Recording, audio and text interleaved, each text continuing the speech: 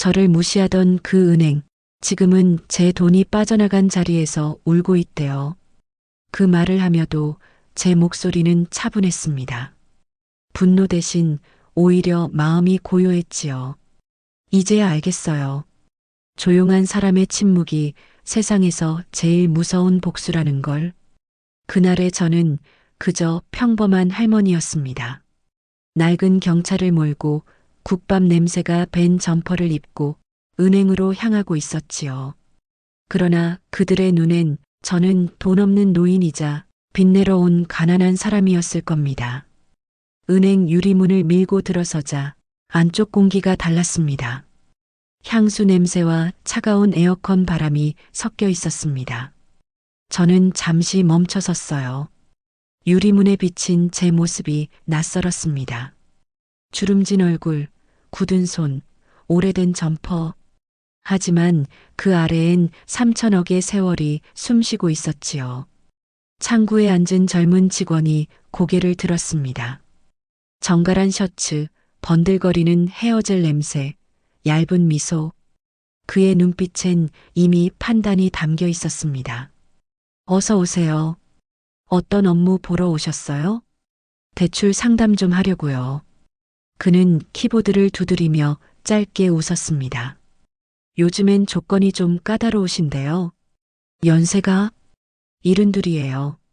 그럼 신용 확인 먼저 해야겠네요. 그 말투에는 노인은 대출받기 힘들다는 뜻이 숨어 있었습니다. 저는 그게 불쾌했지만 참았습니다. 참는 게 습관이 된 세월이니까요. 그는 제 통장을 받아들고 컴퓨터에 입력했습니다. 잠시 후 모니터 불빛이 그의 얼굴을 비췄습니다. 그의 표정이 굳었습니다. 눈빛이 흔들렸고 손끝이 떨렸어요. 그가 본 숫자 3천억. 그제야 그는 제 얼굴을 똑바로 쳐다봤습니다. 어르신, 이게 잔액이 맞나요? 맞아요. 내가 모은 돈이에요. 그는 말문을 잃었습니다. 그 순간 제 안에서 어떤 감정이 조용히 일어났습니다. 분노가 아니라 결심이었어요. 은행을 나와 하늘을 올려봤습니다. 늦은 오후 햇살이 강하게 눈을 찔렀지만 제 마음은 차가웠습니다. 주차장에 세워둔 제 경차는 옆자리의 외제차들 사이에서 작게 웅크리고 있었습니다. 그 순간 문득 이런 생각이 들었어요. 사람은 차로 평가받고 옷으로 판단받는 세상이 됐구나. 경비 아저씨가 다가와 말했습니다. 어르신, 다음엔 손님용 주차구역 이용해 주세요. 저는 웃으며 고개를 끄덕였지요. 그래요, 알겠어요. 하지만 마음 한쪽에서 무언가가 부서지는 소리가 들렸습니다. 집으로 돌아와 라디오를 켰습니다. DJ가 말했어요. 오늘도 작은 친절이 큰 기쁨이 되길 바랍니다. 저는 고개를 저었습니다. 친절이란 건 가진 사람만 받을 수 있는 사치가 되었어요. 부엌불을 끄고 식탁 위에 놓인 남편의 사진을 바라봤습니다. 여보, 나 이제 참지 않으려고요. 사진 속 그는 여전히 미소를 짓고 있었죠. 그 미소가 제 결심을 더욱 단단하게 만들었습니다. 다음 날이면 사람들은 알게 될 겁니다. 그들이 무시한 가난한 노인이 사실은 그 은행의 숨은 주인이었다는 걸. 그들의 비웃음이 그들의 손으로 자신들의 바닥을 끌어내릴 거라는 걸. 밤이 깊어지자 창문 밖에서 바람이 불었습니다. 커튼이 살짝 흔들렸고 그 바람 사이로 노을빛이 스며들었어요. 그 붉은 빛이 제 얼굴을 덮었을 때 이상하게도 마음이 편안했습니다. 그래, 이제 시작이야. 그 말이 입에서 흘러나왔을 때 이미 모든 건 정해져 있었던 것 같습니다. 조용했던 제 삶은 그날 이후 완전히 뒤집힐 운명이었지요. 하지만 그건 제 인생에서 가장 후련한 균열이기도 했습니다. 은행에 다시 갔습니다. 그날의 모멸이 쉽게 잊히질 않았거든요. 창구에서 들리던 얇은 웃음소리, 내 손끝에서 차갑게 식던 공기. 하루, 이틀이 지나도 마음 한켠이 쓰렸습니다. 내가 괜히 예민했던 걸까? 그렇게 생각해 보려 했지만 아무리 돌이켜봐도 그건 무시였어요. 가난해 보인다는 이유 하나로 사람을 깔보는 눈빛이었죠. 이번엔 다른 이유로 은행을 찾았습니다. 대출이 아니라 제 이름으로 된 몇 개의 부동산 정리 때문이었죠. 직원은 여전히 같은 사람이었습니다. 그는 날 보고 피식 웃으며 말했습니다. 어르신, 이번에도 대출이요? 아니에요. 그냥 제 계좌 좀 확인하려고요. 그가 컴퓨터를 켜자 화면 불빛이 그의 얼굴에 반사됐습니다. 그 눈빛 잊을 수 없었어요. 어제처럼, 아니 어제보다 더 놀란 눈빛이었죠. 그가 본 건 숫자였습니다. 3천억 원.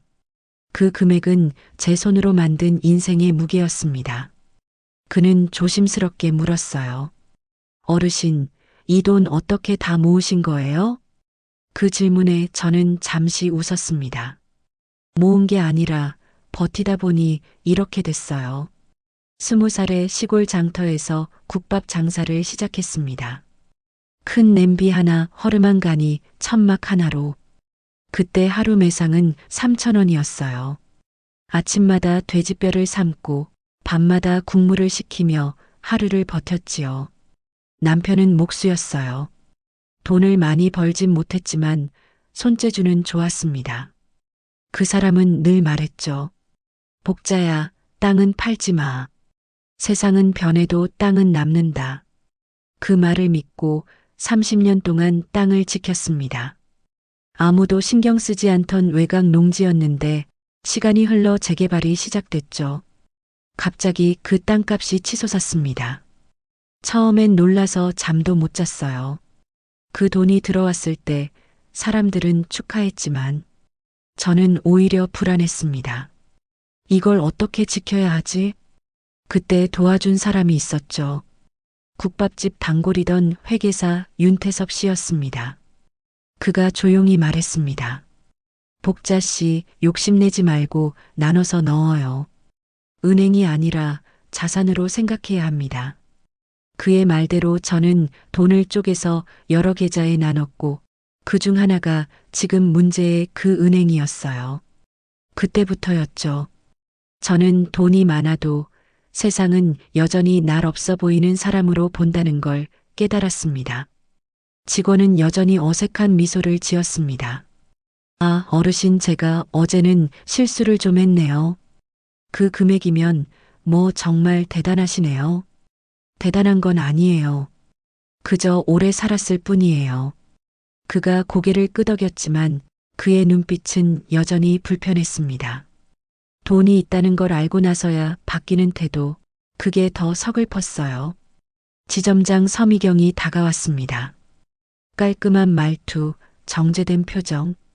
어르신, 어제 불편을 드렸다 들었습니다. 저희가 좀 더 세심히 모셨어야 했는데요. 그럴 일 없길 바라요. 전 그냥 제 일만 하려는 사람이니까요. 그녀는 부드럽게 웃으며 말했습니다. 그래도 이런 일은 서로 오해 없게 넘어가야죠. 오해라니. 그 말이 가슴에 박혔습니다. 무시를 오해라 부르고 차별을 예의로 포장하는 세상. 그게 제일 서러웠어요. 은행을 나서며 주차장에 섰습니다. 옆엔 반짝이는 외제차가 줄지어 있었고 그 사이에 제 경차 한 대가 작게 끼어 있었습니다. 바람이 불자 먼지가 차창 위로 흩날렸습니다. 그 차가 제 인생 같았어요. 작지만 한 번도 멈춘 적 없는 차, 그리고 그 차를 무시하는 세상. 집에 돌아와 국밥집 불을 켰습니다. 가스불이 다시 타오르고 솥 안에서 국물이 끓기 시작했습니다. 그 익숙한 소리가 마음을 달래줬지요. 하지만 머릿속엔 계속 생각이 맴돌았습니다. 돈이 있으면 뭐하나. 사람의 존중은 돈으로 사는 게 아니잖아요. 문 닫을 시간이 되어 싱크대 앞에 서 있던 제 손을 바라봤습니다.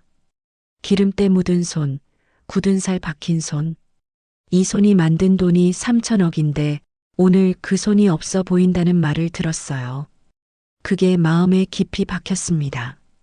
그때 문이 열리며 윤태섭 씨가 들어왔습니다. 오늘도 늦게까지 하시네요. 은행 좀 다녀왔어요. 은행이요? 사람이란 게 참 냉하네요. 그는 잠시 저를 바라보다가 말했습니다. 복자 씨, 냉한 세상일수록 뜨거운 사람이 돼야 해요. 그 말이 오래 남았습니다. 뜨거운 사람이라. 이제 나도 그렇게 돼야 할까요? 밤이 깊었습니다. 식당 불을 끄고 의자에 앉았습니다. 창밖에는 눈이 내리고 있었지요. 하얀 눈송이들이 천천히 떨어졌습니다. 그걸 바라보며 속으로 되뇌었습니다. 그래, 이제 참는 건 끝이에요. 3천억의 돈보다 더 무겁게 느껴진 건 무시당한 존엄이었습니다. 그날 이후 제 마음속엔 불씨가 생겼어요. 그리고 저는 알았어요. 이 불씨가 곧 세상을 흔들 거라는 걸. 며칠째 잠을 제대로 못 잤습니다. 은행에서 돌아온 뒤로 머릿속에선 자꾸 그 눈빛이 맴돌았어요. 비웃음, 얄팍한 친절, 그리고 오해라는 단어. 그 단어가 제 가슴을 파고들었죠. 국밥집은 평소처럼 손님이 있었지만 손에 잡히질 않았습니다. 국물이 넘치고 손에 화상을 입었는데도 아프단 생각이 안 났어요. 마음이 이미 타버린 뒤였거든요. 그날은 눈이 많이 왔습니다. 식당 앞 골목이 미끄러워 들어오던 손님이 넘어졌습니다. 그 손님은 화를 냈고 장사 좀 그만하시지 위험하게 뭐하러 해요. 말을 던지고 나갔습니다. 순간 가슴이 철렁했어요. 사람들이 하나둘 떠나가고 이젠 이 일도 오래 못하겠구나 싶었습니다. 저녁 무렵 은행에서 전화가 왔습니다. 지점장이었어요. 정복자 고객님, 잠깐만 시간을 내주실 수 있을까요? 왜요? 내일 본사에서 VIP 고객관리팀이 오시는데 이번 건으로 오해가 생긴 것 같아서요. 정식으로 사과드리고 싶습니다. 그녀의 말투엔 사과보다 불안이 묻어 있었습니다. 저는 조용히 대답했어요. 괜찮아요. 사과 안 하셔도 돼요. 그래도 저희 입장이 있으니까요. 입장이라 참 편한 말이네요. 전화를 끊고 나서 오래도록 앉아 있었습니다. 불 꺼진 식당 안에서 가스불 냄새가 희미하게 남아 있었습니다. 그 냄새가 이상하게 위로가 됐어요. 적어도 나는 정직하게 살았으니까. 다음 날 은행 앞에는 눈이 녹지 않은 채 쌓여 있었습니다. 저는 작은 발자국을 내며 걸었습니다. 그 발자국 위로 바람이 불었고 눈이 다시 덮였죠. 마치 제 인생 같았어요. 지나온 자국은 남지 않고 모든 건 다시 덮여버리는 삶. 문을 열자 은행 안이 소란스러웠습니다. 점장 서미경이 다가왔습니다. 어르신, 어제 말씀드린 대로 저희가 진심으로 사과드리고자 합니다. 그녀는 억지로 미소를 지었습니다. 저희 은행을 계속 이용해 주시면 혜택과 지원을 더 드리겠습니다. 그 말이 이상하게 들렸어요. 사과와 혜택이 한 문장에 섞여 있었습니다. 저는 짧게 대답했죠. 저한테 필요한 건 혜택이 아니에요. 사람 대접이에요. 그녀의 미소가 굳었습니다. 순간 주위가 조용해졌습니다. 그녀는 곧바로 자세를 낮추며 웃었습니다. 물론입니다. 그렇게 하겠습니다. 하지만 그 웃음은 진심이 아니었어요. 그건 은행이 위기를 모면하려는 얼굴이었죠. 은행을 나와 버스 정류장에 섰습니다. 하늘이 흐리고 바람이 세차게 불었습니다. 손에 쥔 통장 한 권이 무겁게 느껴졌습니다. 이 돈이 나를 지켜줄 수 있을까? 그 질문이 머릿속에서 떠나질 않았어요. 버스 창밖으로 보이는 도시 풍경은 낯설고 차가웠습니다. 간판, 광고, 빌딩, 그 모든 게 부와 성공을 말하지만 그 속엔 사람의 따뜻함이 보이지 않았습니다. 그때부터였습니다. 돈으로는 사람의 마음을 사지 못한다는 걸 뼈저리게 느낀 게 집에 돌아와 라디오를 켰습니다. 익숙한 음악이 흘러나왔어요. 그런데 이상하게 가사 한 줄이 귀에 꽂혔습니다. 살아온 세월이 내 손에 남았다. 그 말이 제 얘기 같았어요. 젊을 때부터 일만 했습니다. 국밥집, 시장통, 재래시장 노점, 하루도 쉬지 않았습니다. 다들 돈 좀 써라 했지만 저는 그렇게 못했어요. 돈보다 중요한 게 있었거든요. 내 손으로 일궈낸 자존심. 그날 밤 윤태섭 씨가 찾아왔습니다. 손에는 따뜻한 보리차 한 병이 들려 있었죠. 복자 씨, 지난번에 은행에서 또 무슨 일 있었어요? 사람들이 참 쉽게 사과하네요. 그런데 왜 그 사과는 마음을 덜 아프게 하지 못할까요? 그는 잠시 생각하다가 말했습니다. 그건 그들이 잘못을 인정하지 않아서예요. 그저 상황을 막으려는 거죠. 그래요. 그래서 나도 이젠 막으려고요. 내 존중을 빼앗아 가려는 세상에 한 번쯤은 나도 맞서 보려고요. 그는 조용히 저를 바라봤습니다. 눈빛이 흔들렸지만 곧 단단해졌어요. 그럼 제가 도와드릴게요. 그 한마디가 제 가슴에 불을 붙였습니다. 밤이 깊었습니다. 창밖엔 눈이 먹고 어둠이 깔렸습니다. 식탁 위에 통장 몇 건이 놓여 있었어요. 그 안엔 40년의 세월이 들어 있었습니다. 주름진 손끝으로 한 장 한 장 넘기며 생각했습니다. 이 돈은 내 인생의 증거다.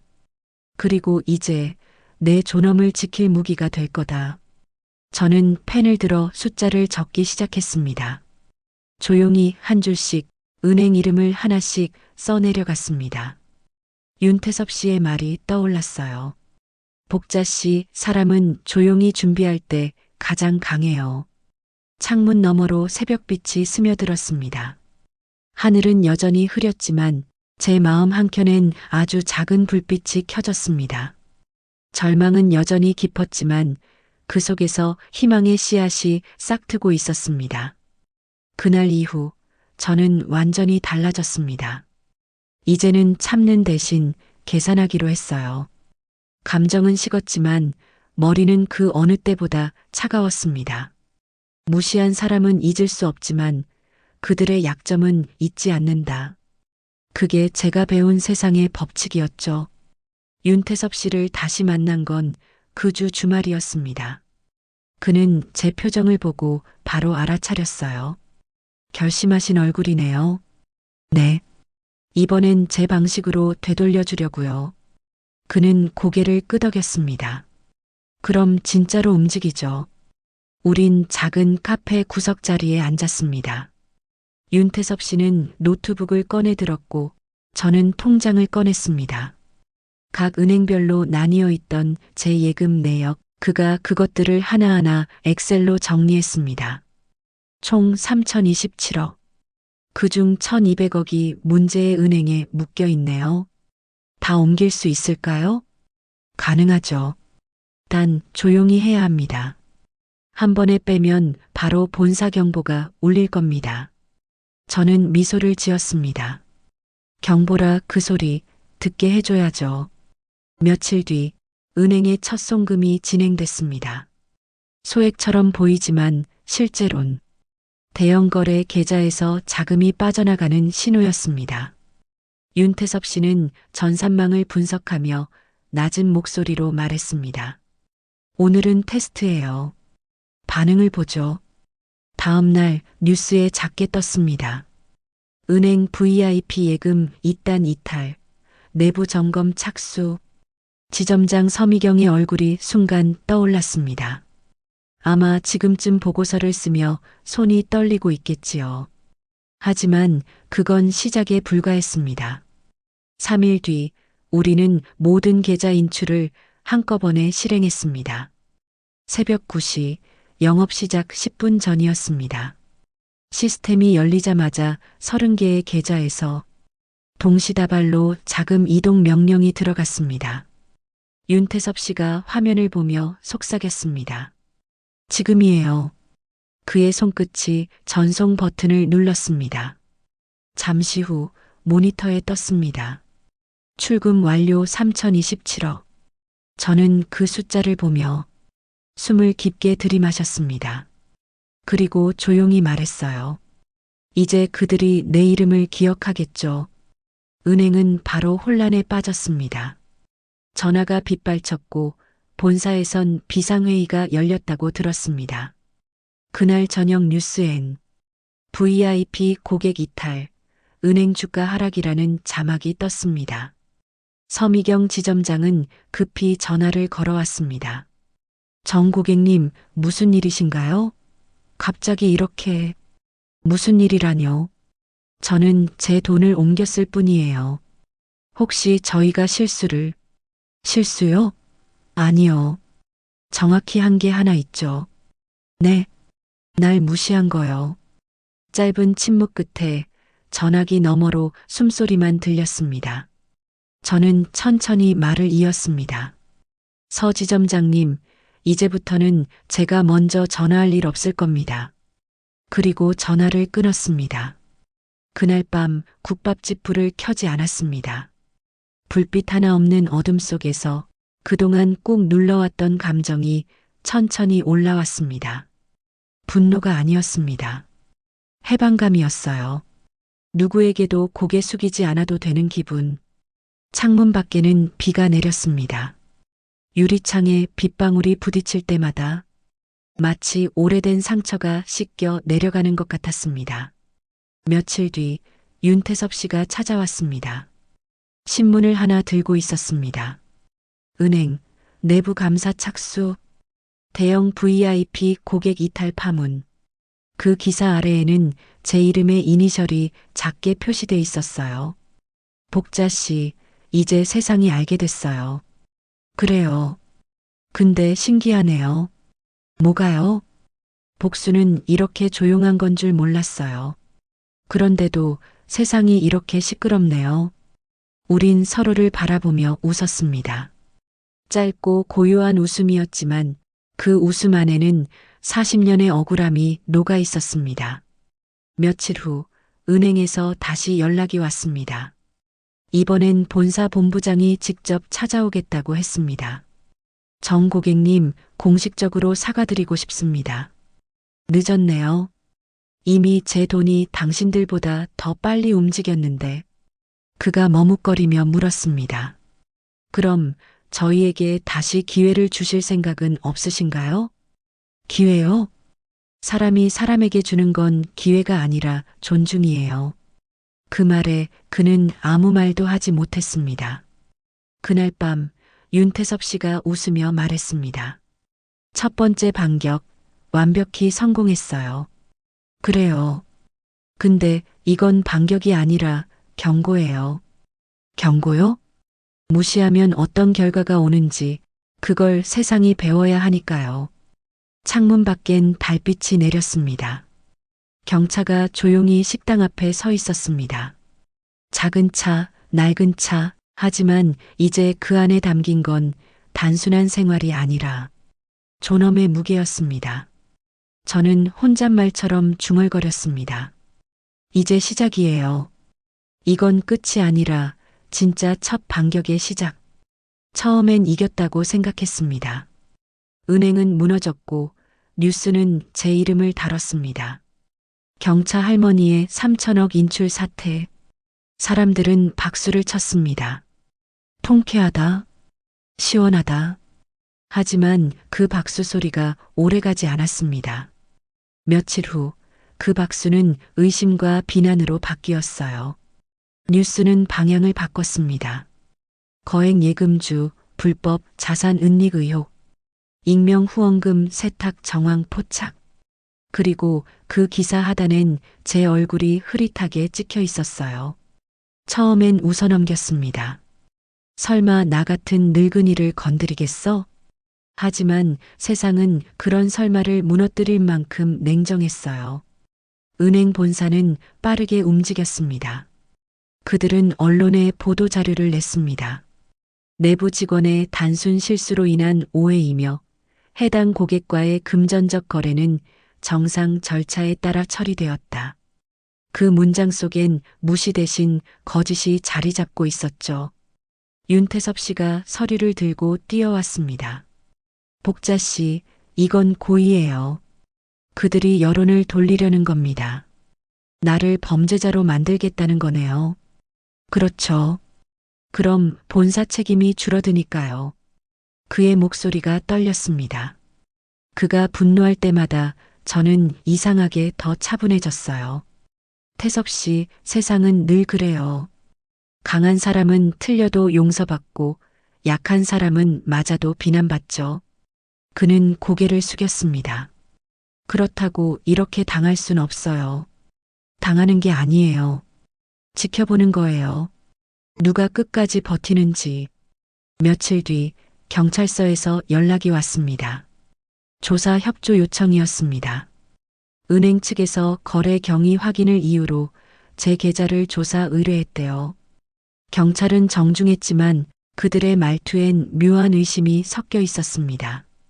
정복자 씨, 이렇게 큰 돈을 관리하시기엔 전문적인 조언이 부족하셨을 수도 있죠? 네, 그럴 수 있겠죠. 그래서 혹시 누가 대신 움직였나요? 혹은 돈의 출처를 명확히 증빙할 수 있습니까? 그때 손이 떨렸습니다.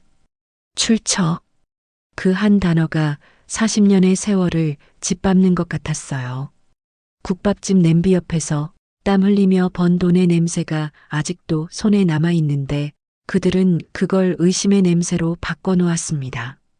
조사 후 며칠이 지나자 식당 앞에 낯선 기자들이 몰려들었습니다. 플래시가 터졌고 카메라 렌즈가 제 얼굴을 훑었습니다. 정복자 씨, 불법 자금 운영 혐의 인정하십니까? 그 은행 자금 대체 어디서 나온 겁니까? 혹시 누가 조력했나요? 그때 윤태섭 씨가 나타났습니다. 그는 제 앞을 가로막으며 기자들에게 외쳤습니다. 그만하세요. 이분은 평생 땀으로 돈 번 분이에요. 증거 있습니까? 증거요? 그 손이 증거예요. 그의 목소리가 흔들렸습니다. 기자들은 잠시 머뭇거리더니 다시 셔터를 눌렀습니다. 그 순간 내가 싸우는 상대가 사람이 아니라 세상이란 걸 알았습니다. 밤이 되자 국밥집은 텅 비었습니다. 전화벨이 울렸지만 받지 않았습니다. TV에선 여전히 제 이야기를 하고 있었어요. 노년층 금융사기, 새로운 형태의 리스크. 화면 아래에는 제 이름이 자막으로 깜빡이고 있었습니다. 식탁 위에는 경찰 조사 통보서가 놓여 있었습니다. 손가락이 그것을 천천히 쓸어내렸습니다. 종이 위로 주름이 겹쳤습니다. 세상이 나를 삼키려는 소리가 들렸어요. 다음 날 윤태섭 씨가 찾아왔습니다. 그는 피곤해 보였습니다. 복자 씨, 이대로 가면 큰일 납니다. 그쪽에서 고발 준비 중이에요. 고발이라니 무슨 명목으로요? 자금 세탁 방조 혐의요. 그들이 당신을 이용하려던 것처럼 꾸미고 있어요. 그는 손으로 머리를 감쌌습니다. 언론, 경찰, 본사 전부 한편이에요. 태섭 씨, 괜찮아요.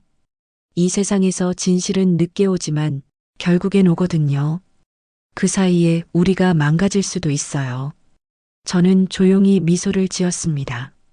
망가져도 괜찮아요. 진짜 부자는 잃어도 남는 게 있거든요. 자존심이요. 그는 아무 말도 하지 못했습니다. 그날 밤 눈이 내렸습니다. 창문 밖으로 불빛이 번졌고 그 불빛 사이로 눈송이가 흩어졌습니다. 라디오에서 들려오는 노래가 이상하게 마음을 건드렸어요. 살아온 세월이 내 손에 남았네. 그때 문득 생각했습니다. 이 싸움이 길어지겠구나. 지쳤지만 물러서기엔 너무 멀리 와버렸습니다. 식당 불을 끄고 의자에 앉았습니다. 주름진 손을 무릎 위에 올렸습니다. 그 손은 여전히 단단했지만 마음은 흔들렸습니다. 세상이 나를 범죄자로 몰아가는데 도와주는 사람은 단 한 명뿐이었죠. 이 위기를 어떻게 버텨야 할까? 그 말이 입에서 흘러나왔습니다. 그때 창밖에서 차가운 바람이 불었습니다.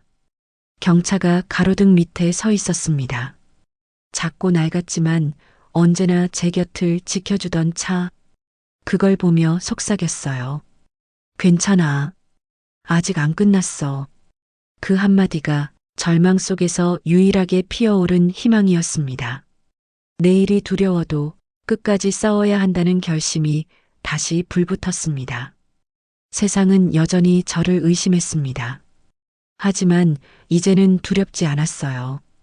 왜냐면 진실은 이미 제 손에 있었으니까요. 은행의 거짓말, 언론의 왜곡, 경찰의 편견. 그 모든 걸 정리해 증거로 남겼습니다. 윤태섭 씨가 서류철을 넘기며 말했어요. 이제부터는 감정이 아니라 증명으로 가야 합니다. 그래요.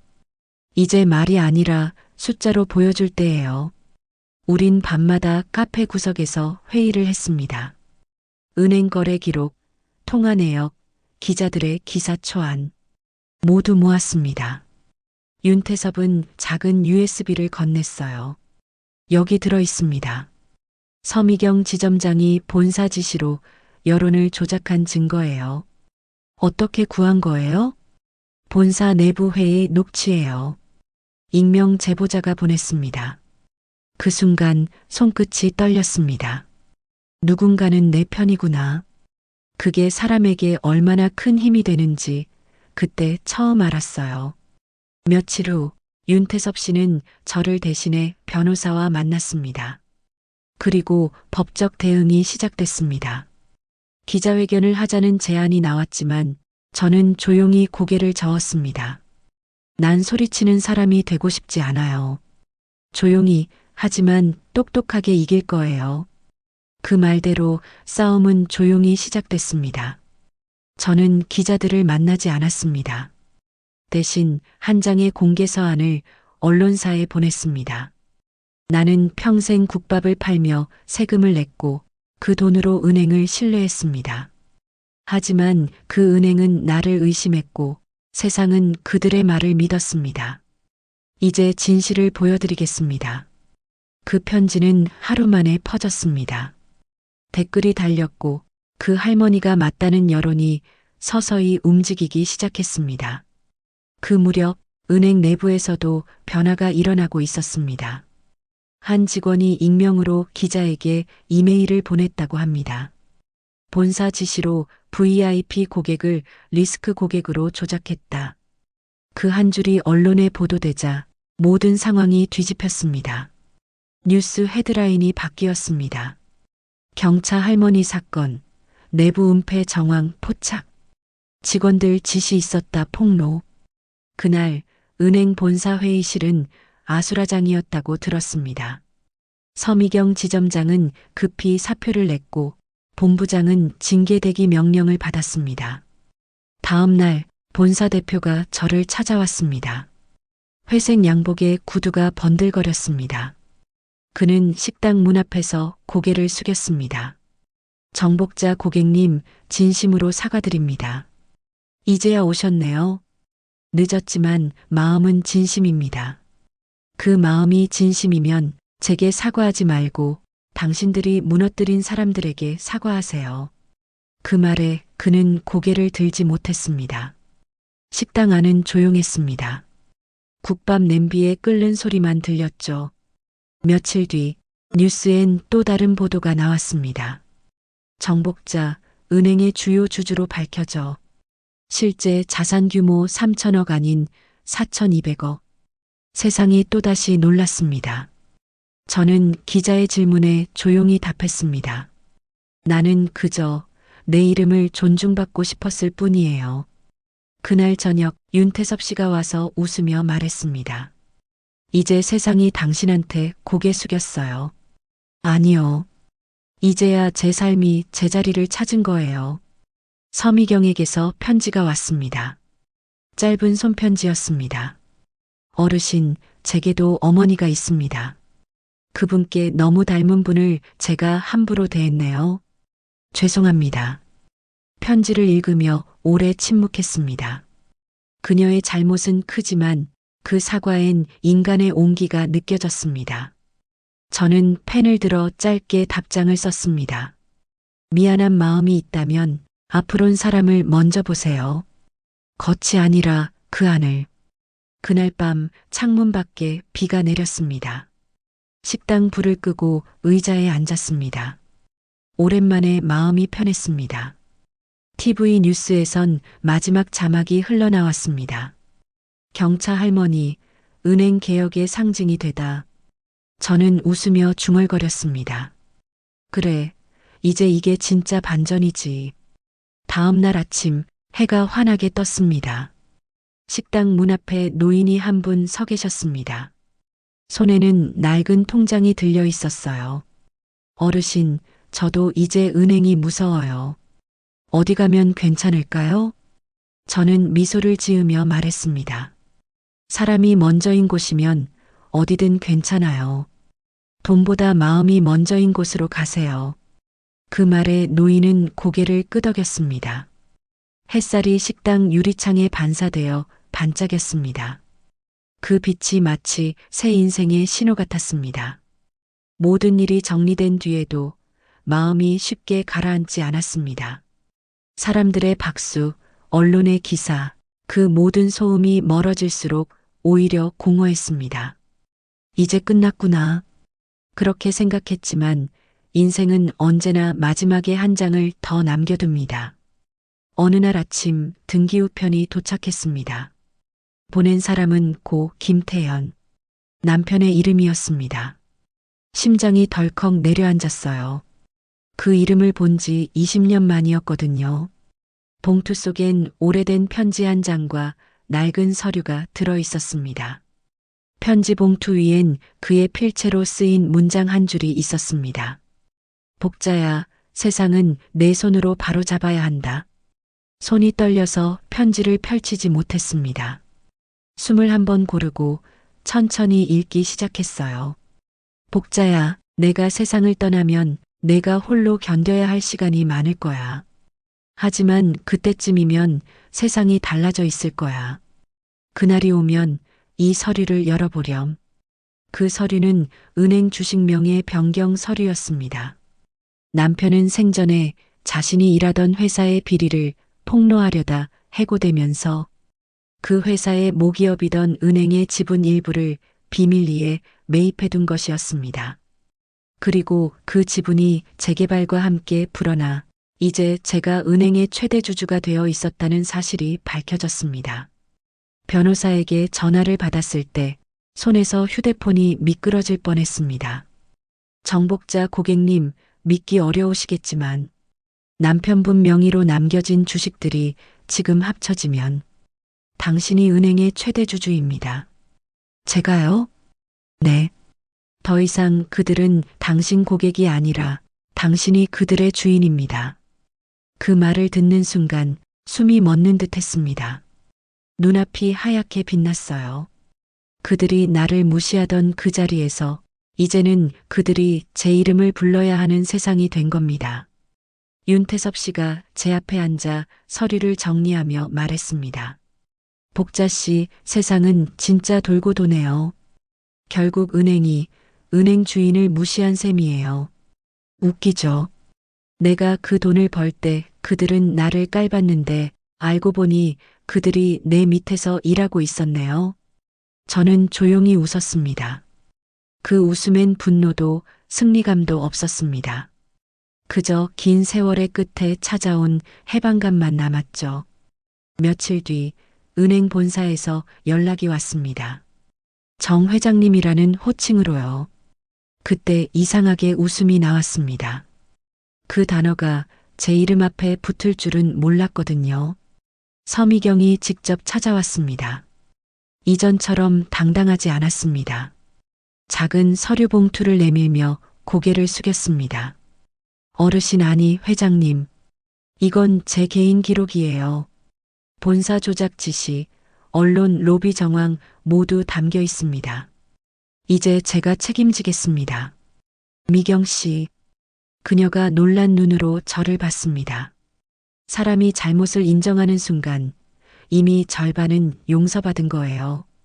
그녀의 눈가가 떨렸습니다.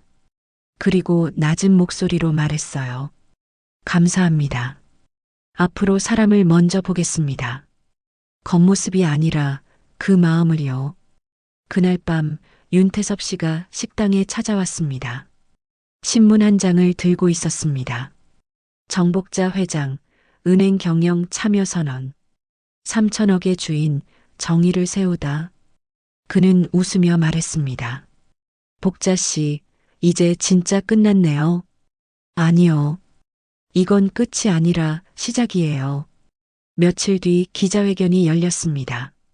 조명이 눈부셨지만 저는 침착했습니다. 마이크 앞에서 조용히 말했습니다. 이 돈은 제 것이 아닙니다. 제 남편이 진실을 지키기 위해 남긴 유산입니다. 그래서 저는 이 돈의 절반을 노년층 인권재단에 기부합니다. 나머지는 이 은행이 다시 사람을 위한 은행이 되도록 쓰겠습니다. 순간 회의장은 조용해졌습니다.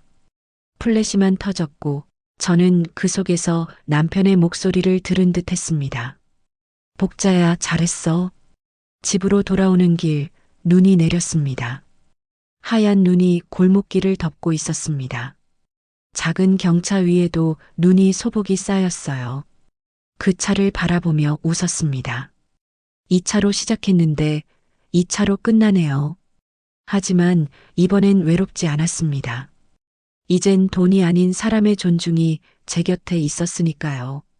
식당 불을 켰습니다. 솥 안에서 국물이 끓어올랐습니다. 그 익숙한 소리가 다시 마음을 데웠습니다. 저는 천천히 말했습니다. 이제 이 국밥은 누군가의 희망이 되겠지요. 창밖엔 눈이 계속 내렸습니다. 그 눈 위로 새벽빛이 번졌습니다.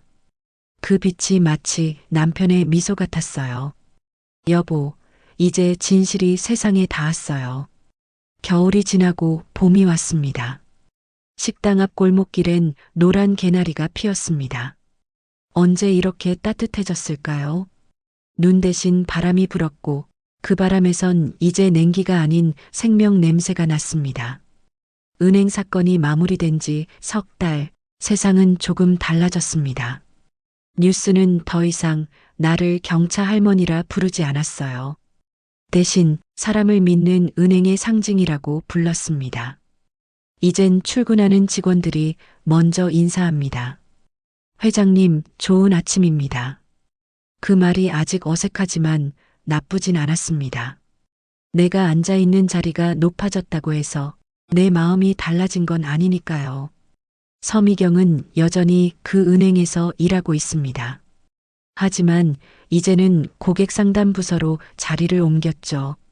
며칠 전 우연히 로비에서 마주쳤습니다. 그녀는 잠시 머뭇거리더니 고개를 숙였습니다. 어르신, 아니 회장님. 그날의 일을 아직 잊지 않았습니다. 잊지 마요. 잊지 않으면 그게 변한 거예요. 그녀의 눈가가 살짝 젖었습니다. 그 눈빛 속엔 후회보다 성장의 빛이 있었습니다. 윤태섭 씨와는 여전히 함께 일하고 있습니다. 이젠 그를 윤 변호사 대신 태섭 씨라고 부릅니다. 우린 가끔 식당에서 밥을 먹습니다. 복자 씨, 이제 좀 쉬셔도 되지 않나요? 쉬면 썩어요. 나는 국밥 끓이는 게 제일 편해요. 그래도 이젠 좀 덜 외로우시죠? 저는 웃으며 대답했어요. 그래요. 외로움도 나눌 수 있다는 걸 알았으니까요. 그 말에 그는 조용히 웃었습니다. 그 웃음은 오랜 친구처럼 따뜻했습니다. 국밥집은 다시 문을 열었습니다. 예전처럼 손님이 많진 않지만 하나하나의 얼굴이 귀합니다. 어느 날 한 젊은 여자가 찾아왔어요. 직장인처럼 보였죠. 그녀는 조심스럽게 말했습니다. 할머니, 저 뉴스에서 봤어요. 저도 그렇게 나이 들고 싶어요. 어떻게요? 강하게요. 상처받아도 무너지지 않는 사람으로요. 그 말이 마음에 남았습니다. 그녀가 떠난 뒤 한참 동안 문 앞에 서 있었습니다. 세상은 변했지만 그 안에서 사람의 마음은 여전히 이어지고 있구나 싶었습니다. 저녁이 되면 식당 창가에 앉아 해질녘을 봅니다. 국밥 냄비에서 김이 피어오르고 햇살이 주방의 스테인리스에 부딪혀 반짝입니다. 그 반짝임이 마치 새 인생의 신호 같아요. 문득 남편의 목소리가 들리는 듯 했습니다. 복자야, 내가 해냈구나. 응, 여보. 이제 진짜로 괜찮아요.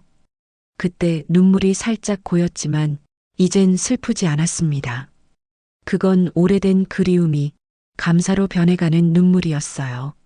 며칠 뒤 노년인권재단의 개소식이 열렸습니다.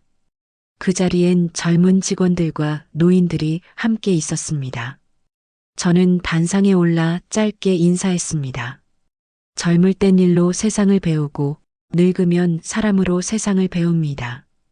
우리가 가진 건 돈이 아니라 아직 사랑할 수 있는 마음이에요. 박수가 길게 이어졌습니다. 그 소리 속에 지난 세월의 고통이 다 녹아내리는 것 같았습니다. 그날 밤 집으로 돌아와 창문을 열었습니다. 하늘에 별이 총총 떠 있었어요. 경차는 여전히 그 자리에 있었습니다. 작고 낡았지만 이젠 제겐 인생의 동반자 같았습니다. 그 차를 바라보며 혼잣말했습니다. 이 차가 없었다면 아마 세상도 나를 몰랐겠지. 그리고 천천히 미소 지었습니다. 이젠 나도 세상을 조금은 이해할 수 있을 것 같아요. 국밥집 불을 끄기 전 벽에 걸린 남편의 사진을 바라봤습니다. 그는 여전히 웃고 있었습니다. 조용히 인사했어요. 여보, 고마워요. 당신 덕분에 아직도 따뜻하게 살아요. 그 말이 공기 속에 흩어졌습니다. 식당 안엔 온기만 남았어요. 이제 제 인생의 마지막 페이지는 복수가 아니라 감사로 채워졌습니다. 누군가에게 무시당했던 날들이 이젠 누군가를 위로할 힘이 되었습니다. 그래서 오늘도 국밥을 끓입니다. 그리고 마음속으로 다짐합니다. 진짜 부자는 받은 상처를 나눌 줄 아는 사람이다.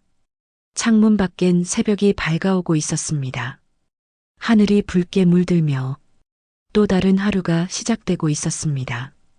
저는 조용히 미소 지으며 국밥집 문을 열었습니다. 새로운 하루, 새로운 손님, 새로운 인생, 그리고 새로운 나. 지금까지 제 이야기를 들어주셔서 감사합니다.